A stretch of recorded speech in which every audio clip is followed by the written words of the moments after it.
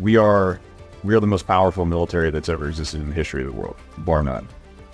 But the Taliban control Afghanistan, and they did not have the technology. And so technology is important. It is enabling. It is critical in some cases. We need tough people, physically, mentally tough people, to operate in a world in which technology, if you really think about it, is designed to make your life easier. Right. Everything on your cell phone is not designed for you to do a hard thing. You don't even call people anymore because that process is actually too hard. Right. Dial a phone number. Yeah.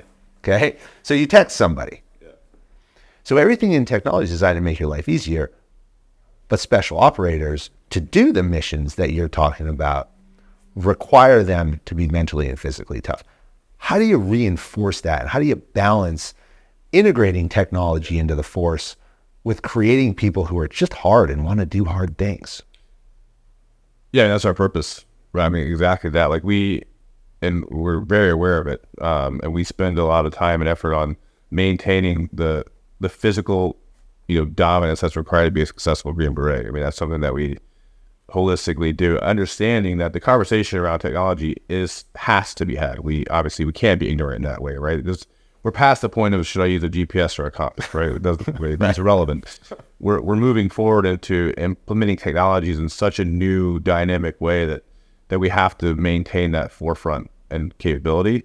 But you got to be able to carry it in, right, and employ it or whatever it may be, and that's something that we have not got away from. So, in that respect, the Q course and what we do, across SWIC still remains the same, right? We're still out there with rucks on the back and carrying all the gear and making those movements and upholding the physical standards.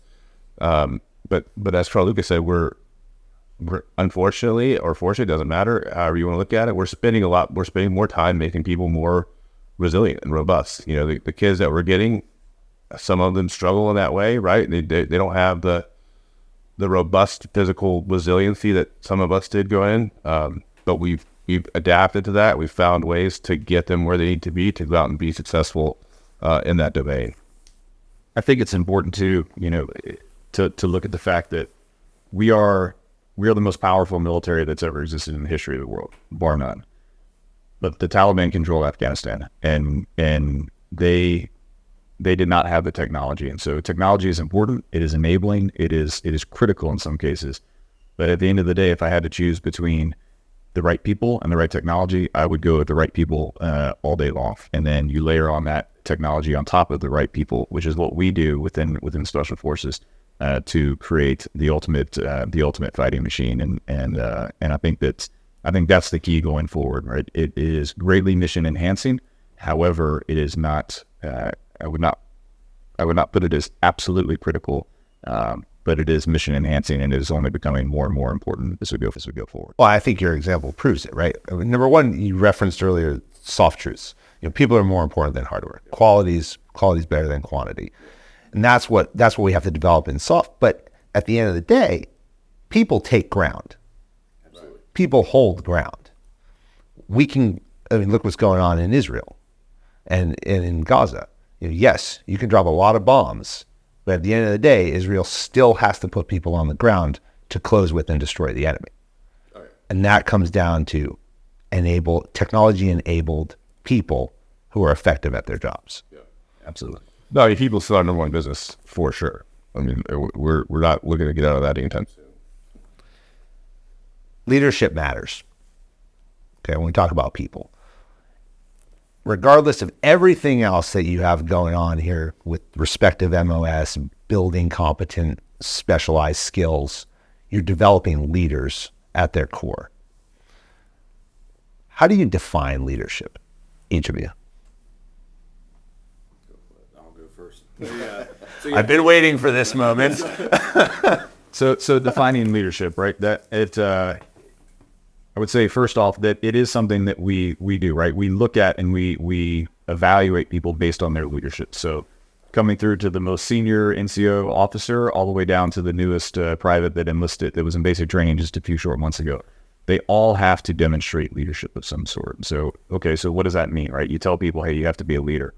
Really, it's being able to influence others and in order to accomplish the mission in this case. Now, how you do that is very important, right? You know as well as we do. It's not maybe the stereotypical movie of the drill sergeant yelling in your face, but it's more relational leadership and building that unit cohesion through teamwork in order to influence through your personality, not necessarily the rank on your collar. Because again, that junior private may be leading that particular patrol out somewhere or that mission throughout the course, and they have to lead other more senior people with a lot more experience. And so it's being able to accomplish that mission through I would say using the soft attributes, right? Integrity, teamwork, etc. As they go forward. Well, but the drill sergeant can be highly motivating. Yeah, I'm not saying nobody's ever yelled here. Yeah. Yeah, there's obviously motivation and leadership are not the same thing, right? Like the way I look at it, as Charlie said, I think influence is primary, right? You have to be able to influence, and you provide purpose and direction, motivation, right? Motivation is in there, but you can't provide motivation without a clear purpose that you've taken the time to empower and educate your people on. And I think that's one of the most important things about leadership is empowerment and education. And fortunately, we get to sit in the seats back where, as you mentioned earlier, where this all started, right? So we're in Forest Payne.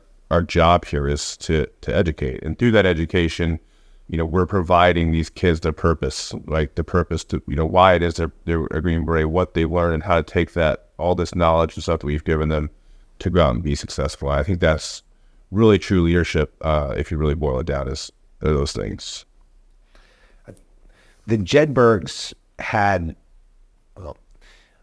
when Operation Jedburgh was commissioned, this is what they looked for. I had to research this. Men of adventurous spirit, not inclined to shrink from a challenge or to look for the easy way out. And they were men who liked to think for themselves, determined to serve with only the best. To me, that defines a Green Beret. Absolutely. Still relevant. I mean, our lineage goes back to the OSS and the Jedburghs. But I also think about the fact that it's easy to be a leader when everything's going well.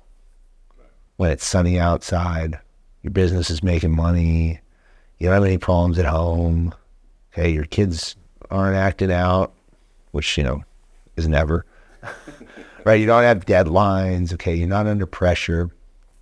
But that's not reality. The reality is we live in what we call a VUCA world, the Army doctrinal term. Volatility, uncertainty, complexity, and ambiguity.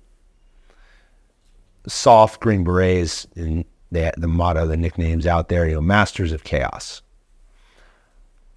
How do we create leaders that can operate effectively and make decisions in these times of volatility, uncertainty, complexity, and ambiguity? Because that's what we're asking them to do from day one.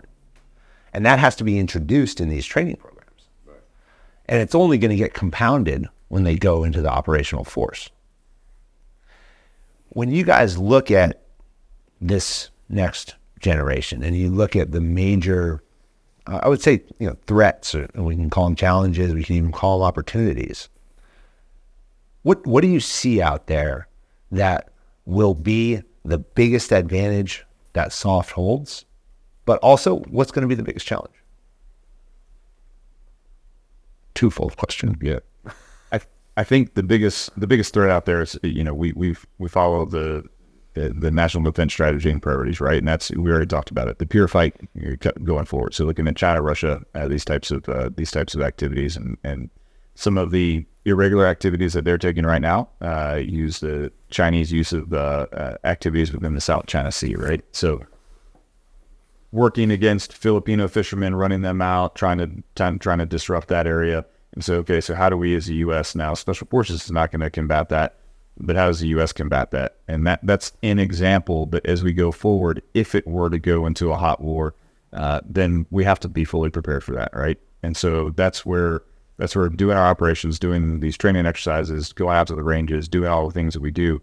But it also consists of other activities that Matt talked about earlier, which is having the relationships prior to the war starting, right? We have Green Berets deployed to dozens and dozens of countries on any given day.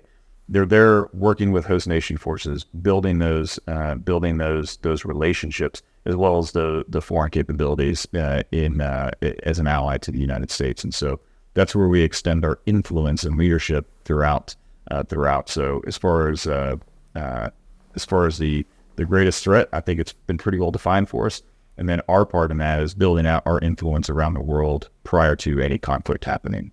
And I'm going to ask you to repeat the second part of your question. What's the biggest opportunity? Job security. There's so much instability. There's never been a time where, whether it was post Korea, prior to Vietnam, and throughout the entire Cold War, we have, that's where we're not just this is not a tank battalion, right? That makes its money and its job is to out there and destroy other tank battalions or take other tactical objectives, right? We don't see tank battalions deploying all over, and they have a huge fan of Abrams. However, our jobs don't start or end in combat operations. Or major combat operations. We are there throughout the continuity and through all phases of conflict. So well before, as discussed previously, we're out with friendly nations, working with them, building those relationships. And I think that's where the opportunity is that alliances and American leadership around the world, I think, is critical, and Special Forces plays an integral part in that. We're certainly not doing it on our own, but we do play a part in that by building up allies around the world. Yeah, and then it's to kind of don't know what you're talking about. It's how we prepare for it, really. We have an opportunity now because we have more information we've ever had before. But still, our job is to make sure that the first time these guys are tested and stressed isn't that day, right? It's not the day they find out they're going into China or whatever. It's today, like starting today. You're going to be tested and strained and stressed to the max. And the guys that can navigate that effectively, then they carry it forward, right? And they get to wear the Green Beret and go be a member of a detachment that's going to face some of the biggest challenges the world, has to offer.